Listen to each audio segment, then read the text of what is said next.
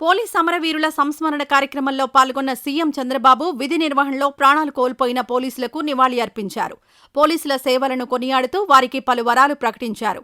అలాగే వైద్య సేవలు, బీమా, డీఏ, సరెండర్ లీవ్ చెల్లింపు వంటి అంశాలను ప్రస్తావించారు. శాంతి భద్రతల పరిరక్షణకు సాంకేతికతను ఉపయోగించుకోవాలని పోలీసులకు సూచించారు. శాంతి భద్రతల విషయంలో రాజీ పడేది లేదన్నారు చంద్రబాబు. గురువారం ఆన్లైన్లో జనవరి నెల ఆర్జిత సేవా టికెట్లు తిరుమల తిరుపతి దేవస్థానం విడుదల చేస్తోంది. బుధవారం ఉదయం 10 గంటలకు ఆర్జిత బ్రహ్మోత్సవం, డోలోత్సవం, కళ్యాణోత్సవం, సహస్ర దీపాలంకరణ సేవా టికెట్లను టీటీడీ విడుదల చేస్తోంది. బుధవారం మధ్యాహ్నం 3 గంటలకు వర్చువల్ సేవా టికెట్లను విడుదల చేస్తున్నారు. అల్లూరు జిల్లా చింతూరు ఏజెన్సీలో రోడ్డు ప్రమాదం జరిగింది. బోర్డర్ సెక్యూరిటీ ఫోర్స్కు చెందిన 7 జవాన్లు ఖమ్మం నుంచి ఒరిస్సాలోని బలిమెలకు కారులో వెళ్తుండగా ఈ ఘటన చోటు చేసుకుంది. ఇందులో ఉత్తరప్రదేశ్ రాష్ట్రానికి చెందిన జీకే పాండే అక్కడికక్కడే మృతి చెందారు. మరో 6 జవాన్లకు తీవ్ర గాయాలయ్యాయి. క్షతగాత్రులను హుటాహుటిన చింతూరు ప్రభుత్వ ఆసుపత్రికి తీసుకువెళ్లగా మెరుగైన వైద్య చికిత్స కోసం భద్రాచలం ఏరియా ఆసుపత్రికి తరలించారు. ఆస్ట్రేలియా పర్యటనలో 3వ రోజు నారా లోకేష్ వెస్ట్రన్ సిడ్నీ వర్సిటీని సందర్శించారు. అక్కడ సీనియర్ ఎగ్జిక్యూటివ్లు, అగ్రికల్చర్ టెక్నాలజీ పరిశోధకులతో భేటీ అయ్యారు. ఏపీలో వ్యవసాయ ఆధునికీకరణకు డబ్ల్యూఎస్యూ వాతావరణ నిరోధక పంటలు, ప్రెసిషన్ ఫార్మింగ్లో నైపుణ్యాలను ఆచార్య ఎన్జీ రంగా వ్యవసాయ విశ్వవిద్యాలయంతో కలిసి పంచుకోవాలని లోకేష్ కోరారు. రైతులు, అగ్రి ప్రొఫెషనల్స్కు స్మార్ట్ ఫార్మింగ్ టెక్నిక్లు, అగ్రిటెక్ ఇన్నోవేషన్లలో శిక్షణ ఇచ్చే సంయుక్త కార్యక్రమాలు నిర్వహించాలన్నారు.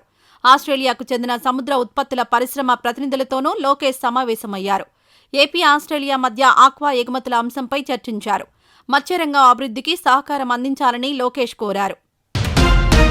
బంగాళాఖాతంలో ఉపరితల ఆవర్తనం కొనసాగుతోంది. నేడు మరో అల్పపీడనం ఏర్పడే అవకాశం ఉందని వాతావరణ శాఖ అధికారులు చెబుతున్నారు. 48 గంటల్లో వాయుగుండంగా మారనున్నట్లు అంచనా వేస్తున్నారు. ఈ అల్పపీడనం ప్రభావంతో దక్షిణ కోస్తా, రాయలసీమలో పలుచోట్ల భారీ వర్షాలు కురుస్తాయని అధికారులు చెబుతున్నారు. తెలంగాణలోనూ ఉరుములు, మెరుపులతో కూడిన వర్షాలు పడనున్నాయి. దీంతో తెలంగాణలోని అన్ని జిల్లాలకు ఎల్లో అలర్ట్ ప్రకటించారు. తెలంగాణలో కానిస్టేబుల్ ప్రమోద్ హత్య సంచలనం రేపింది. ఈ కేసులో ప్రధాన నిందితుడైన రియాజ్ పోలీసుల ఎన్కౌంటర్లో మృతి చెందిన ఘటన వివాదాస్పదంగా మారింది. పోలీసులు ఇది ఆత్మరక్షణ కోసం జరిగిన కాల్పులని చెబుతుండగా ఇది బూటకపు ఎన్కౌంటర్ అని ఆరోపిస్తూ తెలంగాణ మానవ హక్కుల వేదిక తీవ్రంగా స్పందించింది. ఈ ఘటనపై హైకోర్టు సిట్టింగ్ జడ్జితో న్యాయ విచారణ జరిపించాలని డిమాండ్ చేసింది. ఏపీ కేబినెట్ నవంబర్ 7న భేటీ కానుంది. విశాఖ వేదికగా జరిగే పెట్టుబడుల సదస్సుపై మంత్రివర్గం చర్చించనుంది. మంత్రులందరికీ సదస్సు నిర్వహణ బాధ్యతలు అప్పగించనున్నారు. ఇప్పటికే ఏర్పాట్లపై మంత్రివర్గ ఉపసంఘం నియామకమైన విషయం తెలిసిందే. H1B ఫీజు అంశంలో అమెరికాలో చదువుతున్న విదేశీ విద్యార్థులకు భారీ ఊరట లభించింది. అమెరికా బయట నుంచి వచ్చే కొత్త దరఖాస్తులకు మాత్రమే H1B ఫీజు $1,00,000 చెల్లించాలని యుఎస్ సిటిజన్షిప్ అండ్ ఇమ్మిగ్రేషన్ స్పష్టం చేసింది. అమెరికాలో ఉన్న విదేశీ విద్యార్థులకు H1Bలో సవరణలు, పొడిగింపులు లేదా స్టేటస్ మార్పుల కోసం దరఖాస్తు చేసుకోవడంలో మినహాయింపు ఇస్తూ USCIS నవీకరించిన మార్గదర్శకాలను జారీ చేసింది. ఈ నిర్ణయంతో అమెరికాలో ఇప్పటికే ఉంటున్న భారత విద్యార్థులకు భారీ ఉపశమనం దక్కనుంది. దీపావళి వేడుకల్లో అల్లు కుటుంబం సర్ప్రైజ్ చేసింది. పండుగ నాడు తీసిన ఫ్యామిలీ ఫోటోలో అల్లు శిరీష్, నైనిక జంట ప్రత్యేక ఆకర్షణగా నిలిచారు. ఈ కొత్త జంటను చూసి మేడ్ ఫర్ ఈచ్ అదర్ అంటూ నెటిజన్లు కామెంట్లు పెడుతున్నారు. నైనిక హైదరాబాద్కు చెందిన ప్రముఖ పారిశ్రామికవేత్త కుమార్తె అని సమాచారం. ఇప్పటివరకు సస్పెన్స్లో ఉన్న శిరీష్ కాబోయే భార్యను చూడడంతో ఫ్యాన్స్ ఫుల్ ఖుషీ అవుతున్నారు.